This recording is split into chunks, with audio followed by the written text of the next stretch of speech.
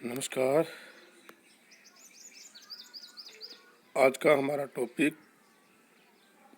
Average price method, औसत मूल्य रीति, जो कि सामग्री का निर्गमन व मूल्यांकन से संबंधित ये मेथड है, जिसके बारे में आज हम चर्चा करने वाले हैं।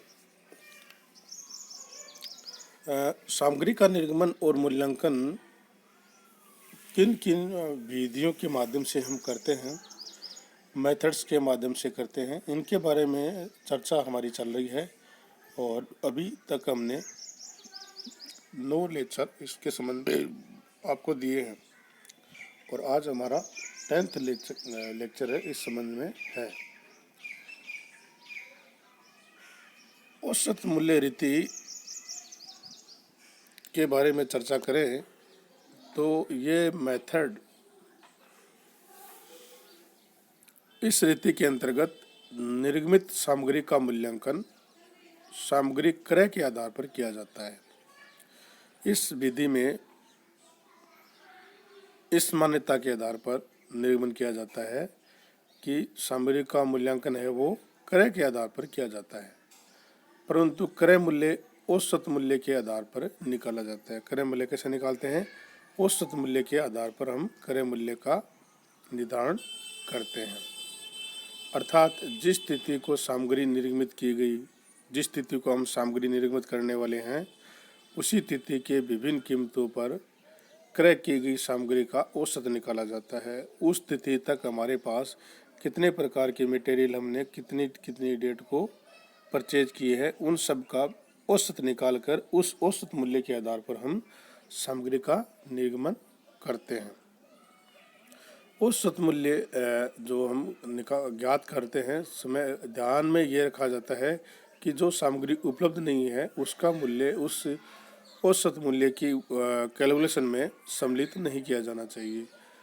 इस बात का भी ज़्यादा ध्यान रखना आवश्यक है कि जो सामग्री उपलब्ध नहीं है उसका मूल्य हम इसमें शामिल नहीं करेंगे। जो सामग्री उपलब्ध है उसका मूल्य ही इसमें शामिल करेंगे। यद्यपि ये जो मेथड है वो लागत मूल्य और बाजार मूल्य दोनों मेथड्स का सम्मिश्रण है। लागत मूल्य और बाजार मूल्य दोनों जो रीतियाँ हैं, जो मेथड हैं, उनका ये मिश्रण है। कौन सा? औसत लागत विधि, मेथड्स। तब औसत निकालना पड़ता है, परंतु जब भी सामग्री का निर्गमन किया जाता है तब क्या निकालना पड़ता है? औसत निकालना पड़ता है, जिसे त्रुटि होने की संभावना अधिक रहती है। क्या रहती है? गलतियां होने की संभावना अधिक रहती है। कभी कभी औसत व क्रय मूल्य में अत्यधिक अंतर हो जाता है। कभी क्या होता है, दोनों में बहुत ज़्यादा डिफरेंस हो जाता है मार्केट प्राइस में और परचेजिंग प्राइस में।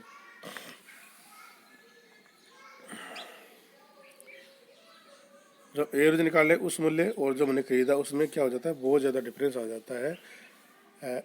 तो हो जाने से सही लागत मूल्य प्राप्त नहीं होता है। अगर डिफरेंस आ जाता है तो सही मूल्य लागत में क्या हो जाता है, प्राप्त नहीं होता है। और ये गणितीय जटिलताएं भी इसमें क्या होती है, बहुत ज़्यादा होती है। गणितीय कैलकुलेशन है वो ज़्यादा करनी पड़ती है औसत प्राइस मेथड में। अब हम सब देखते हैं कि ये कितने प्रकार के होते हैं। देखिए कि औसत मूल्य रीति जो मेथड है, एवरेज प्राइस मेथड, इस रीति के अंतर्गत निर्गमित सामग्री का मूल्यांकन 2 प्रकार से किया जाता है। एक तो किया जाता है साधारण औसत, जिसको हम सिंपल एवरेज बोलते हैं, और सेकंड जो हमारा मेथड है वो है भारित औसत, वेटेज एवरेज। साधारण औसत में केवल विभिन्न प्रकार के मूल्यों को ध्यान में रखते हुए औसत ज्ञात किया जाता है।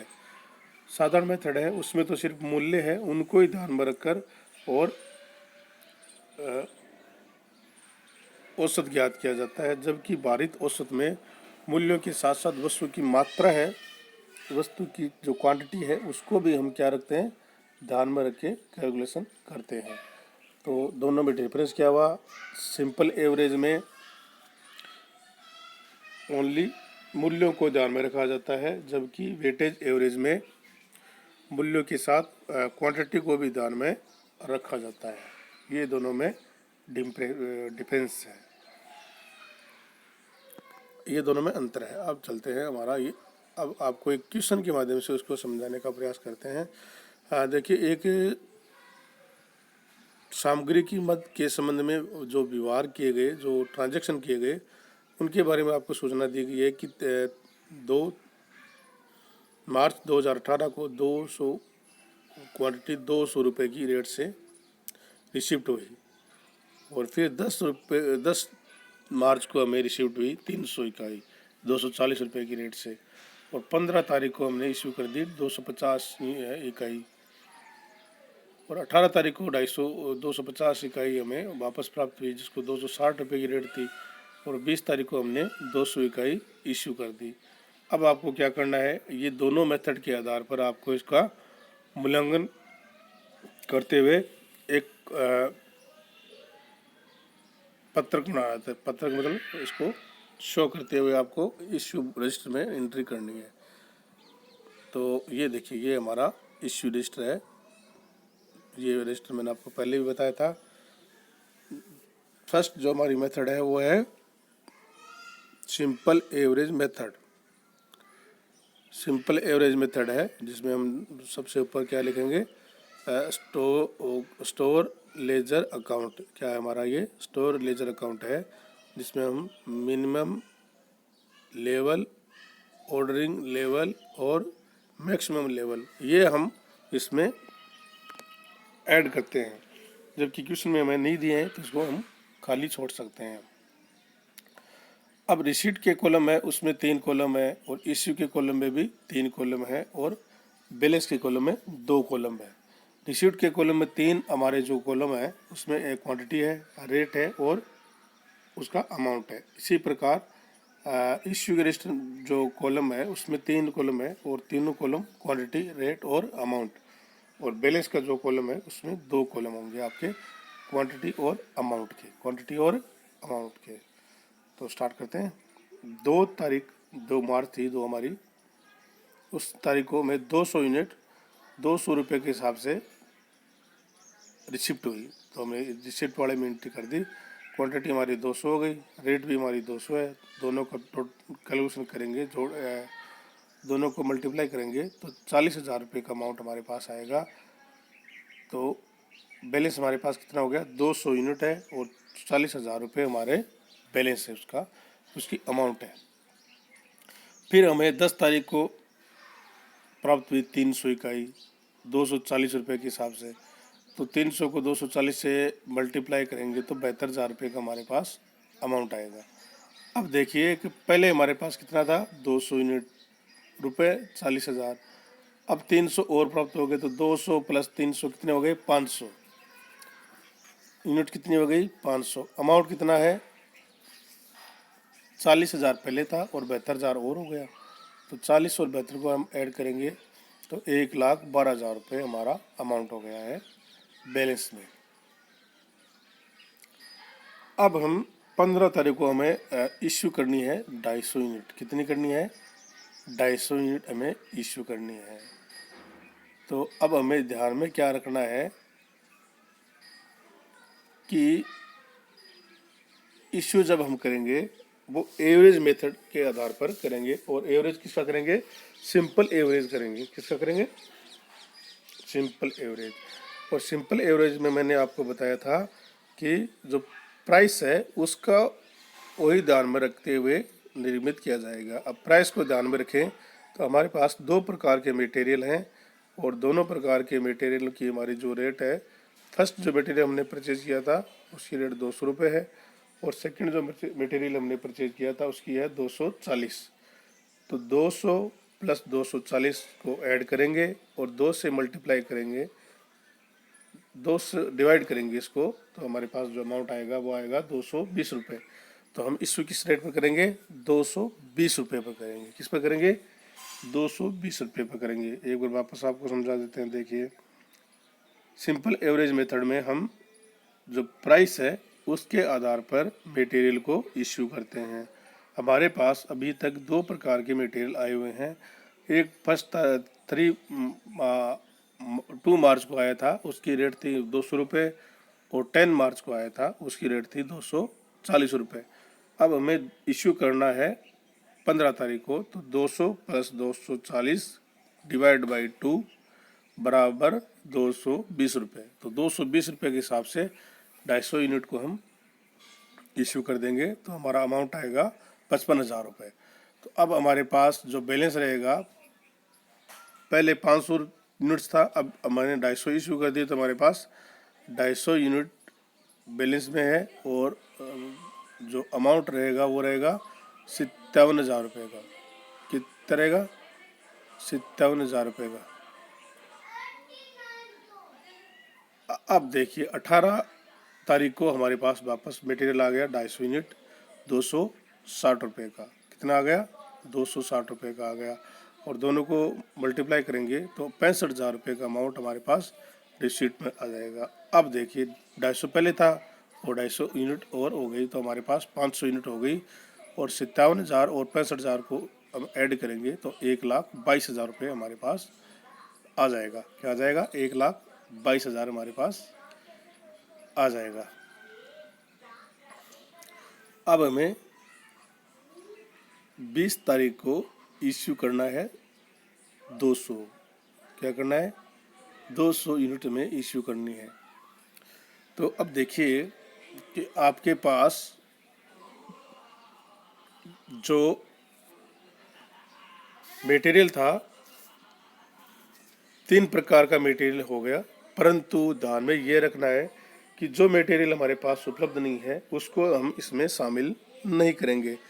अब देखिए पहले कितना था? 200 रुपये के हिसाब से था, फिर 240 के हिसाब से, और फिर 260 के हिसाब से। 3 प्रकार के मटेरियल हमारे पास उपलब्ध हो गए, परंतु हमने 250 यूनिट इशू कर दी। इसका मतलब क्या हुआ कि हमारे पास 200 रुपये की रेट से जो मटेरियल था वो पूरा हमने इशू कर दिया है। उसमें से हमारे पास कोई अमाउंट अभी क्वांटिटी में शेष नहीं है, तो उस अमाउंट को हम इसमें सम्मिलित नहीं करेंगे। अब हमारे पास 2 ही प्रकार के मटेरियल हैं, 240 रुपये और 260 रुपये। 240 प्लस 260 डिवाइड बाई 2 बराबर 250। तो अब हम जिस रेट से इश्यू करेंगे वो अमाउंट हमारा होगा 250। क्या होगा? 250। और अमाउंट कितना आ जाएगा? 200 को 250 से मल्टीप्लाई करेंगे तो अमाउंट आएगा 50,000 रुपये का। कितना आ जाएगा? 50,000 रुपये का।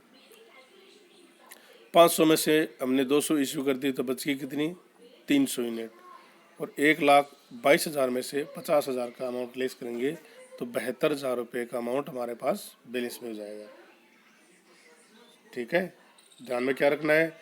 जो मटेरियल हमारे पास स्टॉक में नहीं है उसका मूल्य हम इसमें शामिल नहीं करेंगे। सिंपल सी बात है। 200 रुपये वाला 200 यूनिट हमने परचेज किया था, वो उन्हें पूरा इश्यू कर दिया, तो वो मटेरियल हमारे पास उपलब्ध नहीं है, तो उसको हमने इसमें शामिल नहीं करेंगे।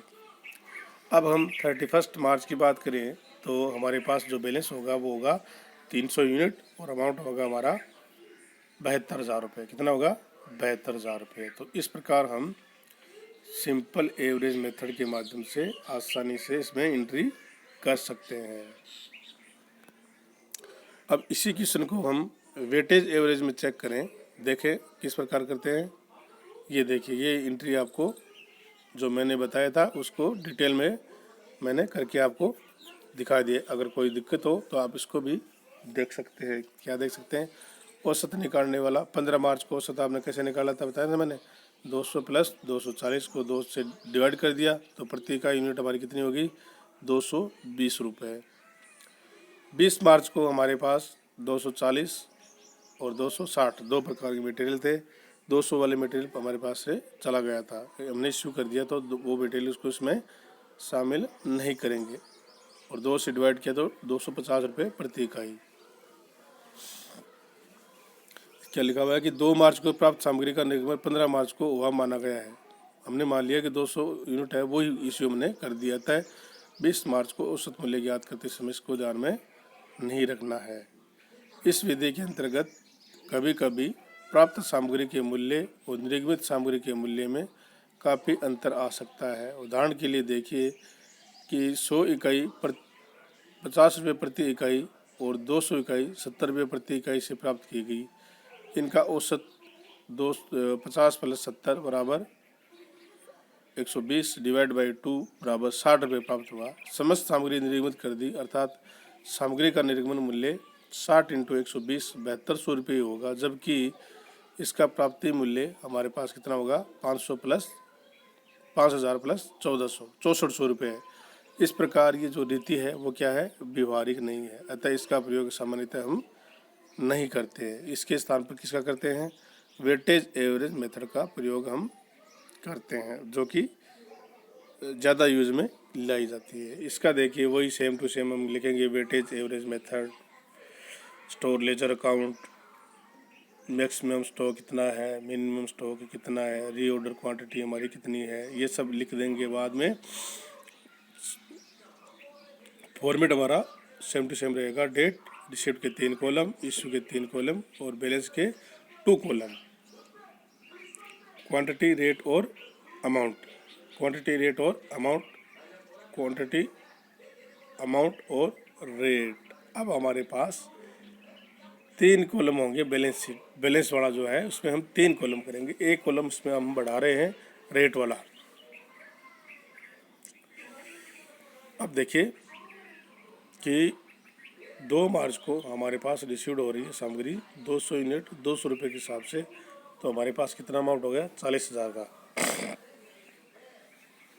40,000 का अमाउंट हो गया, 200 यूनिट 40,000 रुपये, और इश्यू रेट हमारी कितनी होगी 200 रुपये। अब हम चलते हैं 10 मार्च को। 10 मार्च को हमारे पास यूनिट रिसीव्ड हुई 300 यूनिट और अमाउंट कितना था 240, कितना था 240। टोटल कितना हो गया 72,000 रुपये। टोटल यूनिट कितनी होगी 500 और अमाउंट कितना हो गया 1,12,000 रुपये। कितना हो गया 12,000। अब हमें एक रेट को कैलकुलेशन करना है कि किस रेट से हमें इश्यू करना है। इसका करने का हमारा तरीका सिंपल है, प्राइस के साथ हम क्वांटिटी को भी ध्यान में रखेंगे। क्या रखेंगे, जितनी क्वांटिटी है उसके को भी इसमें ध्यान में रखना है प्राइस के साथ साथ। हमारे पास 2 प्रकार की क्वांटिटी हो गई और 2 प्रकार की प्राइस हो गई है। तो देखिए 200 यूनिट 200 के हिसाब से परचेज की, प्लस 300 यूनिट 240 के हिसाब से परचेज की, तो टोटल क्वांटिटी हमारी कितनी हो गई 500। कितनी हो गई 500। तो 500 से इसको क्या करेंगे मल्टीप्लाई करेंगे, तो हमारे पास जो रेट आएगी वो आएगी 224 रुपये। अब हम फर्दर जब इश्यू करेंगे तो 224 रुपये के हिसाब से मटेरियल को इश्यू करना है। चलिए देखते हैं। 15 मार्च हो गई। 15 मार्च होते ही हमें 250 यूनिट इश्यू करनी है और 250 यूनिट को इश्यू करेंगे। रेट हमारे पास अभी हमने कैलकुलेट की थी 224 रुपये, मल्टीप्लाई करेंगे 56,000 रुपये हुए। तो पहले 500 यूनिट थी, 500 में से हमने 250 यूनिट है वो 250 यूनिट है वो इश्यू कर दी, तो हमारे पास बैलेंस 250 यूनिट और अमाउंट हमारे पास 56,000 का रहेगा। कितना रहेगा 56,000 का रहेगा। और रेट हमारी कितनी रहेगी 224। कितनी रहेगी 224। अब हमें 18 मार्च को 250 यूनिट है वो प्राप्त हुई है और 260 रुपये के हिसाब से 260 के हिसाब से हुई। अमाउंट कितना हो गया 65,000। तो 56,000 और 65,000 का अमाउंट हम ऐड करेंगे तो 1,21,000 हो गया। कितना हो गया 1,21,000 हो गया और यूनिट हो गई हमारी 500। अब हमें इसकी भी रेट कैलकुलेट करनी है। वो देखिए हमने इस प्रकार रेट को कैलकुलेट करना है कि 250 यूनिट है वो हमारी 224 के हिसाब से हमने कैलकुलेशन कर लिया, तो वो हमारी रेट कितनी हो गई 224 रुपये के हिसाब से फर्दर इशू कर रहे थे। अब हमारे पास 250 यूनिट और आ गई है 260 रुपये की रेट से। इन दोनों को ऐड करेंगे तो हमारे पास नंबर ऑफ यूनिट कितनी हो गई 250 + 250 500 हो गई। तो इसको 500 से डिवाइड करेंगे और जो रेट आएगी वो आएगी 242 रुपये। कितनी आएगी 242 रुपये हमारी रेट आ गई 500 यूनिट की। अब हम 20 मार्च को इशू करेंगे तो नंबर ऑफ यूनिट कितनी करनी है 200 यूनिट हमको इश्यू करनी है। तो 200 यूनिट 242 रुपये की रेट से और अमाउंट आएगा वो आएगा 48,400 48,400 रुपये। तो रिमेनिंग क्वांटिटी हमारे पास कितनी रह गई? 300। कितनी रह गई? 300। अमाउंट कितना हो गया? 72,600। कितना हुआ? 72,600। रेट हमारी कितनी होगी? 242। कितनी होगी? 242। तो इस प्रकार हम वेटेज एवरेज में मूल्यों के साथ साथ वेट को भी, उसके जो है क्वांटिटी को भी इसमें ध्यान में रखते हुए इश्यू करते हैं। बहुत ही सिंपल मेथड है। अब 31 मार्च का इसका बैलेंस देखें तो हमारे पास 300 यूनिट है और 72,600 रुपये उसकी अमाउंट है, और जो रेट हम इशू करेंगे वो 242 रुपये के हिसाब से इसको इशू हम करेंगे। तो इस प्रकार देखिए, बहुत ही सिंपल मेथड है, और मेथड का नाम क्या है? Weightage average method. मूल्यों के साथ साथ क्वांटिटी को भी ध्यान में रखते हुए इसमें मटेरियल को इश्यू किया जाता है, और ये सबसे ज़्यादा यूज करने वाली मेथड हमारी है मटेरियल, और मटेरियल का जो निर्गमन करते हैं और उसका मूल्यांकन करते हैं उसमें। तो इस प्रकार आप भी इसके माध्यम से अपने जो संबंधित क्वेश्चन है उसको हल करिए, और आपका बहुत बहुत धन्यवाद। Thank you.